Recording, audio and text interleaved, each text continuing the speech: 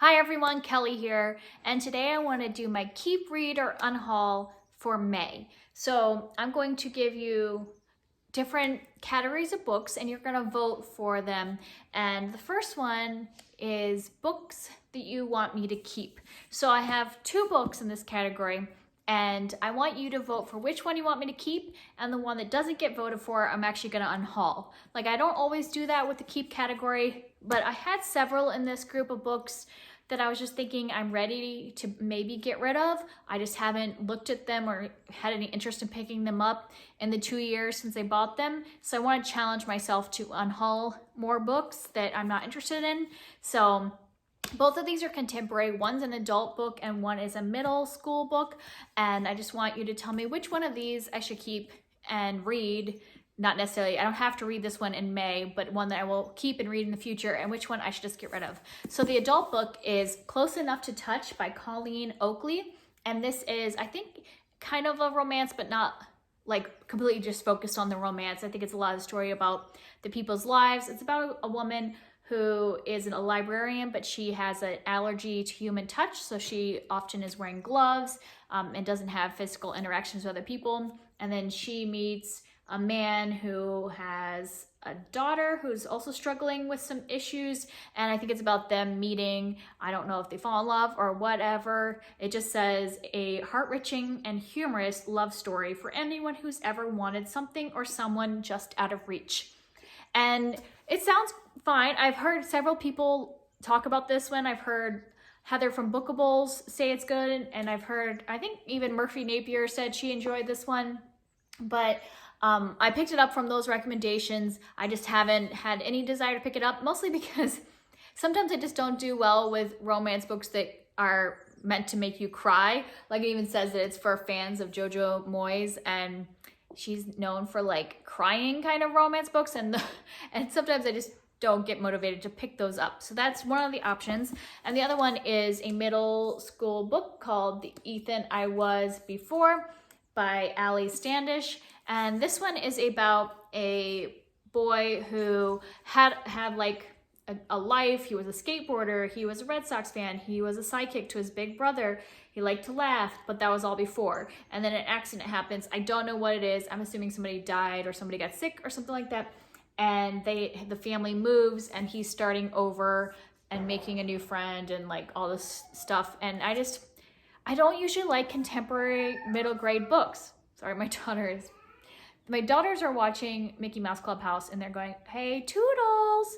If you've watched Clubhouse, you know what that means. So, yeah, so I've got this adult contemporary and this middle grade contemporary. Which one should I keep and which one should I get rid of? The voting is all up in the cards, up at the top. Is it on this side? Yeah, so you can vote for which one of those I should keep. I'm going to have two different categories of read. So the read one is you pick out of the next ones I show you, which book you want me to read in the month of May. If I don't read it, I have to unhaul it. And I'm splitting into two categories because I had a ton of middle grade books in this purchase. For some reason, I must have gotten on a middle grade kick at this time. And so I split up and made one category of middle grade books and one category of adult books. So I will be reading one middle grade and one adult book in May from this. Man, can you guys hear that? My neighbors are like doing shooting practice. I talked about this in my book haul too, because I'm filming these back to back. And now they just like a really loud noise. I don't know what that was, but yeah, that's my neighbors. This is what happens when people in the country are forced to stay at home. There's a lot of shooting, like target practice shooting, I should say, not like bad shooting. So my set of middle grade books, I have three, so you can vote one of these for me to read. The first one is Stella by Starlight by Shannon Draper. And I believe this is taking place in the South, in the segregated South, and about a young girl who walks out of her house at night and sees a cross burning, and just kind of her seeing something they're not supposed to see, and what happens in the community when they happen upon this fire and what it signifies. So I feel like this is going to be a really emotional but important read. So I think I've put it off because I know it's probably going to make me cry or elicit a lot of emotion out of me. And I don't know why it is that I avoid all the books that are going to elicit emotions in me, but it's just what I do. So you can vote for that one. I also have The School for Good and Evil by Soman Shinani, and this is the first in a fantasy middle grade series about two girls that go to the school for good or evil, and they're separated, one in the good school and one in the evil school, and I think they think that they're in the wrong one, and whatever happens from there. I've heard a lot of people really love this series, and I hear some people say it's just meh, so I just haven't been compelled yet to pick it up. So that's one thing to choose. And then I have another historical fiction middle grade called The War That Saved My Life by Kimberly Brubaker Bradley. Everybody I know that has read this has loved it. It takes place, I think, in World War I, where a girl and her brother, yeah, so two kids are sent to live with a distant relative, or I don't even know if she's a relative. They're sent to live with this other woman when their mother can't take care of them anymore, and just like what happens to them there. And this does have a sequel, and yeah, I've just heard a lot of great things about it. So you can vote for one of these. I have two historical fictions and a fantasy, so vote for one of those middle grade books you want me to read in May. And then the other choice are adult books. And these are all three of these are books that I have put on TBRs in the past year. They're all books I really want to read, but for some reason, I guess I need some extra motivation. So I need you to vote for one and force me to read it in May. First one is Little Fires Everywhere by Celeste Ng. I even read the first chapter of this in a triad chapter and was interested in it, but the reason I put it off is because I know there's an adoption story in this, and I just don't know how I'm going to feel about how it turns out, the outcome. So that's why I've avoided it, but I do really want to read this book. And then I have The Picture of Dorian Gray by Oscar Wilde. This is a classic that I've been meaning to read for the longest time. Like, I've put it on several of my TBRs because it's short. It's not even that long. Like, a lot of this is actually notes. So the story itself is like less than 200 pages. And for some reason I haven't picked it up, but I've heard amazing things about people reading this more recently and really enjoying it. So that one you could vote for. Or then I have a nonfiction, The Immortal Life of Henrietta Lacks by Rebecca Skloot. I've also heard people raving about this lately. And this is a nonfiction about Henrietta Lacks, who was somebody whose DNA was used by science to do a lot of advancements in science, but her DNA was taken without her knowledge and without her consent, but because she was a Black woman in, 1950s, they just took it without her permission, and her family hasn't seen any benefit from that and stuff like that. So that's the one option. So we've got a nonfiction, a classic, and a modern contemporary. So you can vote for one of those for me to read in May. And then in my Unhaul category, if you haven't watched one of these before, in my Unhaul category, you vote for one of these books that I just get rid of without even reading. And the funny thing is that two of these I have already read, but I bought them in order to reread them, and I haven't picked them up, so I'm like, maybe I shouldn't have even, I bought them secondhand, I probably shouldn't have even bought them. But the one that I haven't read is another middle grade called Zero Tolerance by Claudia Mills. And the reason I'm putting this one in there is that what I realized this year during middle grade March is that I just don't love middle grade contemporary books. I love middle grade fantasy, but the contemporary books, I just tend not to give them more than 3 stars. There's exceptions. There are exceptions to this. If you see my like middle grade contemporary recommendations, there are some that I really enjoy, so I keep buying them thinking I'm gonna like them.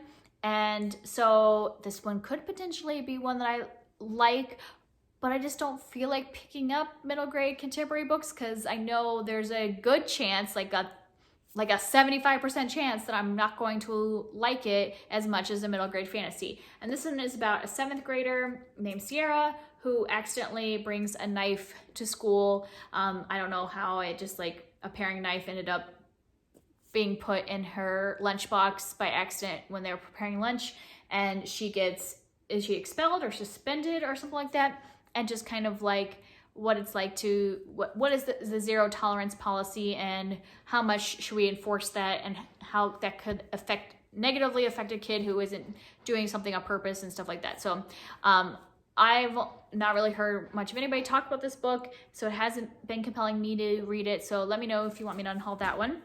And the other two are classics that I just bought at like, I think I got both these at like library sales or something, so got them really cheap, and I just haven't picked them up.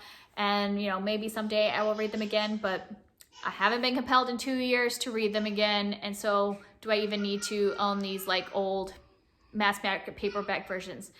And this, sorry, recording this video seems to be falling apart because now my daughter is screaming.